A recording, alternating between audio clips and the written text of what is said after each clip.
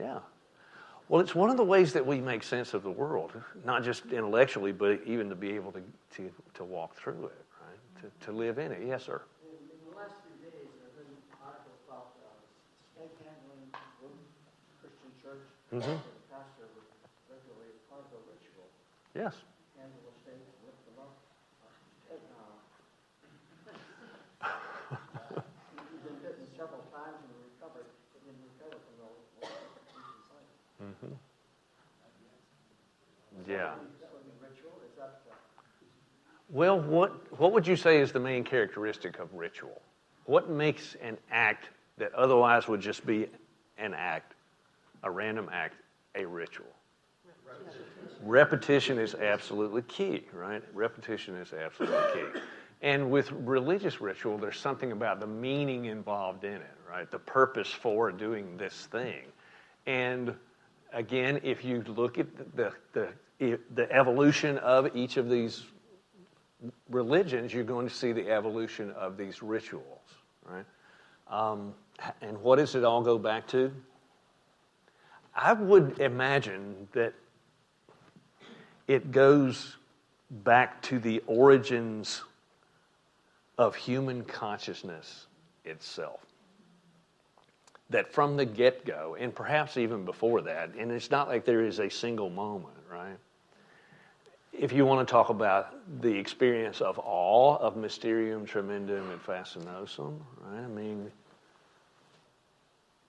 I don't know, who would it be? Is it a caveman or cave woman?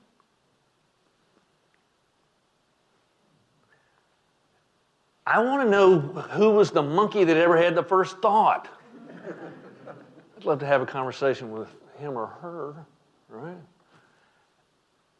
I can tell you I have this image, okay? I have this image that helps me not worry about that question too much, but still keeps it, malleable and like a fun toy.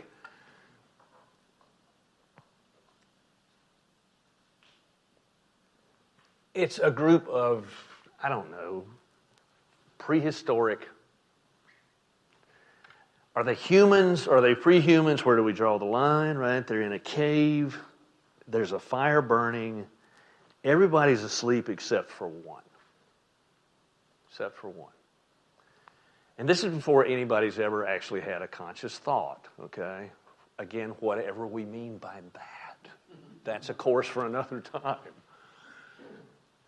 But they're watching the shadows play on the wall of that cave, right? Without even thinking about it. When suddenly that particular formation on that wall starts looking a lot like the mammoth that they had to chase down and kill today, right?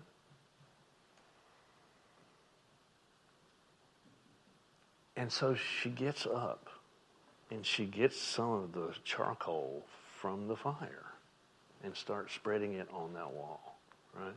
In some recognition of what she has seen. So in a way, you might get the birth of conscious thought, right? The birth of art and the birth of religion all wrapped into one. That's at least as good an explanation as anything I've read, right? But thank you for asking that. That, to me, is one of the most fascinating questions of all. Did you have... Yeah. Robert Brain said that true religion is ritual-less. Ritual-less?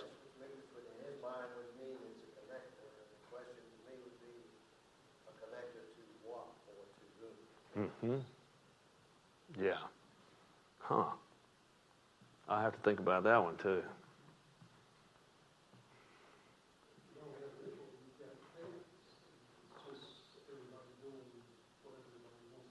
Mm-hmm.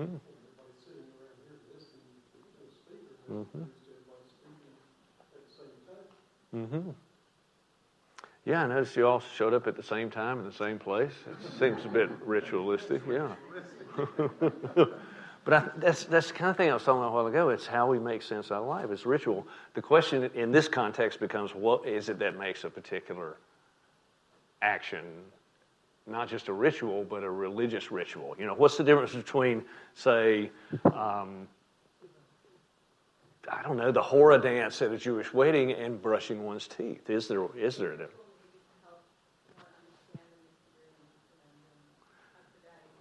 Mm-hmm.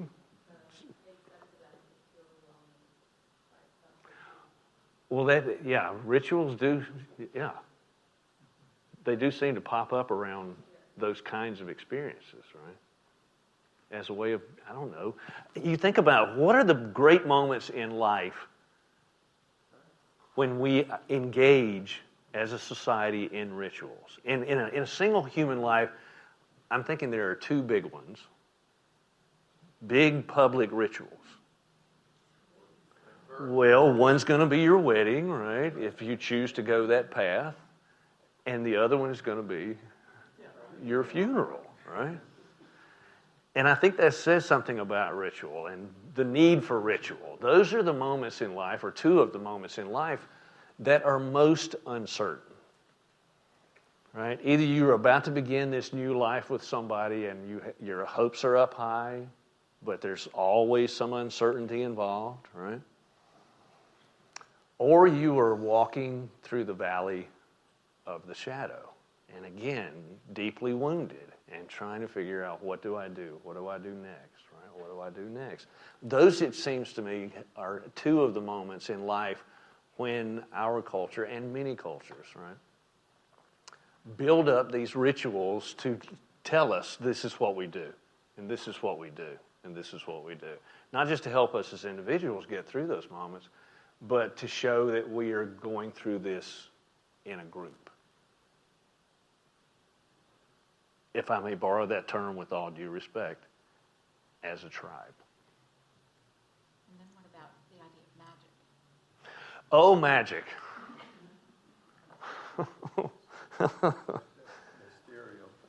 Well, it is the mysterium, right?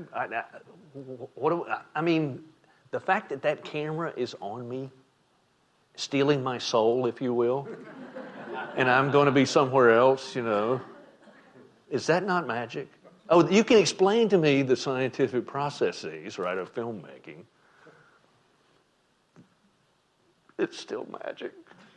It's still magic, right? And unfortunately, I think that's the loss of the sense of magic is part of what has come along with our more modern, supposedly more sophisticated worldview. The world's not magic anymore.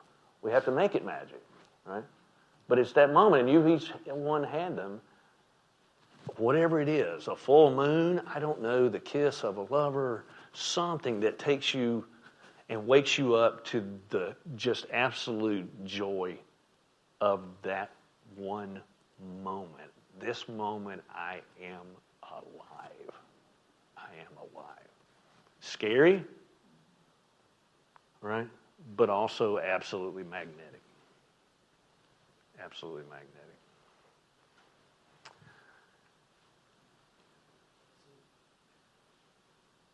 It has been a pleasure and a joy. Thank you for coming, and I hope to see you next week.